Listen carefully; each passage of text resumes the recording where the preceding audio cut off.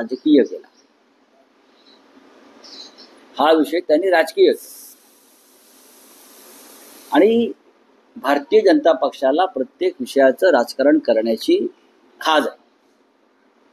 आता तुमच्या महाराष्ट्रातले उपमुख्यमंत्र्यांचे चिरंजीव आहेत ना, एका शिष्टमंडळाचे प्रमुख आहे. आता हे महाशय परदेशात जाऊन देशाची काय बाजू मांडणार, काय मांडणार? दहशतवादासंदर्भात मुळात इतक्या घाईघाईनं हे डेलिगेशन पाठवायची गरज नव्हती. हे माझं मत मी तुम्हाला सांगतो. विरोधी पक्षानं 2 प्रमुख मागण्या केलेल्या आहेत. पहिली मागणी आहे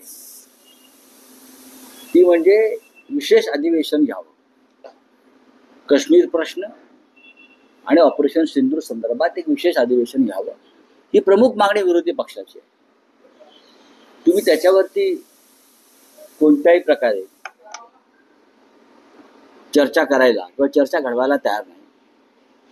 आणि दुसरी जी मागणी आहे की प्रेसिडेंट ट्रम्प आणि भारतामध्ये असं काय डील झालं या सगळ्या प्रकारे त्याची आम्हाला माहिती मिळावी, ती तुम्ही द्यायला तयार नाही.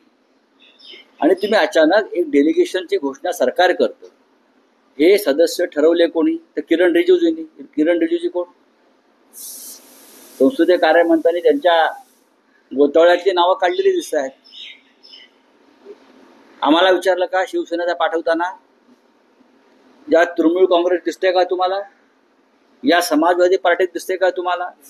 यात RJD दिसते काय तुम्हाला?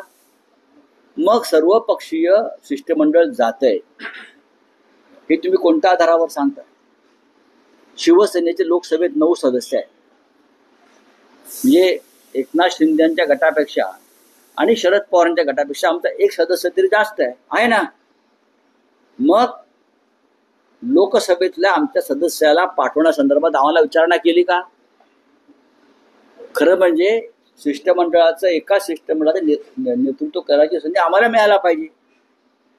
आमचे सदस्य जास्त आहेत, याचा अर्थ तुम्ही इथे सुद्धा राजकारण करताय. याची हे वराड पाठवायची सरकारी खर्चाने तशी गरज नव्हती. हे वराड निघालेलं आहे कुठे युरोपला, कुठे आफ्रिकेला. काय करणार जाऊन?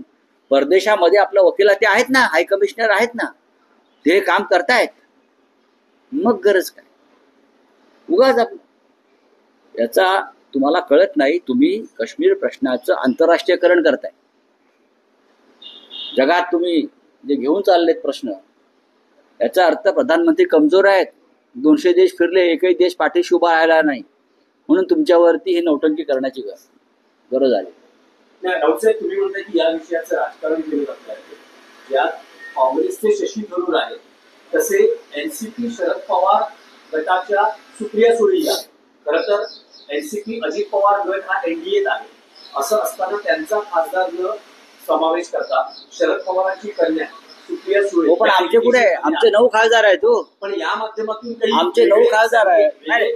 तुम्हाला दिसत का? कारण अलीकडच्या काळात BJP आणि NCP शरद पवार गट हे एकत्र येणार, पवार किंवा सुप्रिया सुळे भाजप बरोबर जाणार, अशा अनेक चर्चा. म्हणजे जे बळ मिळतं आहे का की सुप्रिया सुळे इंडिया ब्लॉकचे जे सदस्य झाले आहेत त्यांनी या वराडावर बहिष्कार टाकला पाहिजे.